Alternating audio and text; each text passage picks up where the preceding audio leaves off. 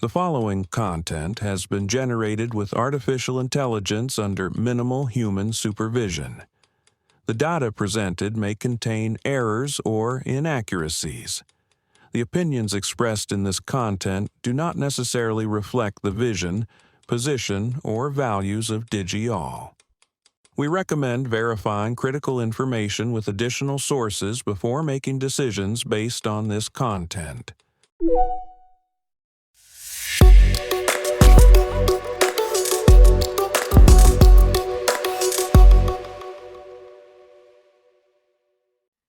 Welcome to DigiAll Tech News. Today is Tuesday, December 30th, 2025. I'm Kylie Brooks, and this is where technology becomes clear and engaging. Meta makes a massive move in the AI race, acquiring Chinese startup Manus for up to $3 billion. A critical security flaw called MongoBleed is actively being exploited, with over 87,000 MongoDB servers at risk worldwide. Visa and Mastercard are preparing for a future where AI agents handle your shopping and payments autonomously. NASA finally gets a new administrator in billionaire astronaut Jared Isaacman, but the agency's future remains uncertain. China proposes strict new AI regulations aimed at protecting children and preventing chatbots from encouraging self-harm. Let's start with Meta's big acquisition. Yesterday, Meta announced it's buying Manus, a Singapore-based AI startup that's been making serious waves. The deal values Manus at somewhere between $2 and $3 billion. Now, what makes Manus special? They created what they're calling the world's first general AI agent. Think of it as an AI that can make decisions and complete tasks on its own with barely any input from you. And apparently, it's outperforming OpenAI's deep research tool. Manus was originally founded in China and was even dubbed China's next DeepSeek before relocating to Singapore to avoid getting caught in the crossfire of US-China tech tensions. The company raised $75 million earlier this year at a $500 million valuation, so Meta is paying a serious premium here. They plan to integrate Manus into their consumer and business products, including Meta AI. This is clearly Meta's play to stay competitive in the AI agent race. Now, on to something that should concern anyone running MongoDB databases. There's a vulnerability called MongoBleed that's actively being exploited in the wild. The flaw, officially tracked as CVE 2025-14847, has a severity rating of 8.7 out of 10. Here's what's happening. MongoDB's network packet handling has a bug in how it uses the zlib compression library. Attackers can send malformed messages that trick the server into allocating oversized memory buffers, and then those buffers leak sensitive data back to the attacker. And here's the scary part. This happens before authentication, meaning attackers don't need credentials to exploit it.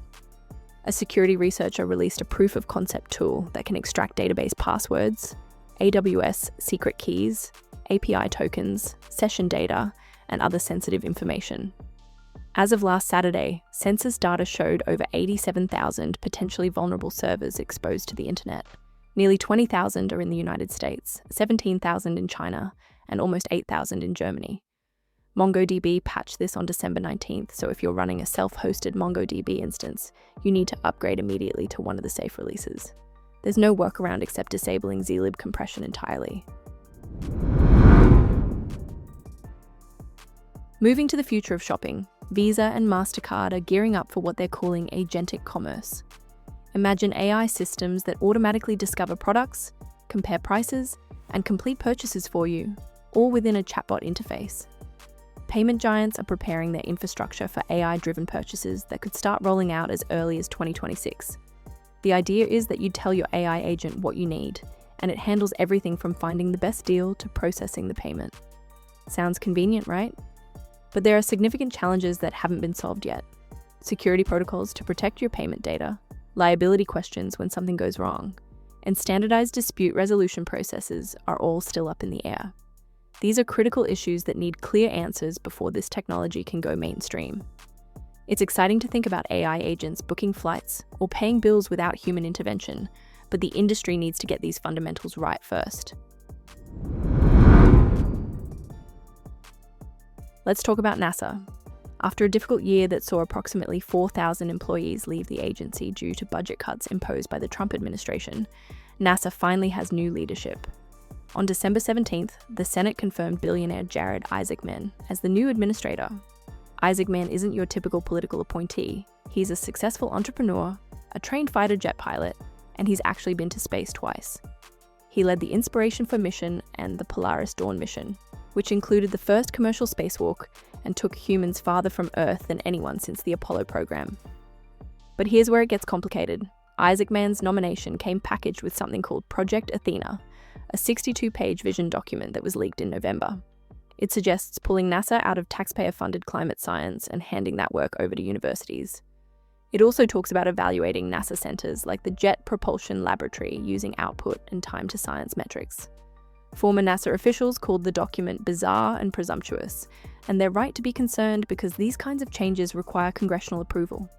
During his confirmation hearing, Isaacman called the document directionally correct, but pushed back against accusations that he's anti-science. He also said that halving NASA's science budget would be suboptimal. The White House Office of Management and Budget is already mandating 25% fewer new grants this year compared to last year. Without a full budget for 2026, which is due by January 30th, there's talk of terminating a third of NASA's science programs. It's going to take serious advocacy to protect these missions, and it's unclear how effective Isaacman will be in that fight. Finally, China is taking action on AI safety. Over the weekend, the Cyberspace Administration of China published draft regulations aimed at protecting children and preventing AI chatbots from providing harmful advice. The new rules require AI developers to ensure their models don't generate content that promotes gambling, self-harm, or violence. For services targeting children, developers must implement personalized settings, usage time limits, and require guardian consent for emotional companionship features. And here's a critical requirement. If a conversation involves suicide or self-harm, the system must hand over to a human operator, notify guardians or emergency contacts, and avoid generating any content that could encourage dangerous behavior. These regulations apply to all AI products and services operating in China. The timing is notable given the global surge in AI chatbot launches. Companies like DeepSeek have topped app charts recently, and startups offering AI companionship or therapy services have attracted millions of users. This isn't just a China issue, though. Globally, there's growing concern about AI's impact on mental health. OpenAI is facing a lawsuit in California from a family alleging that ChatGPT encouraged their 16-year-old son to take his own life. It's the first wrongful death claim of its kind against an AI company.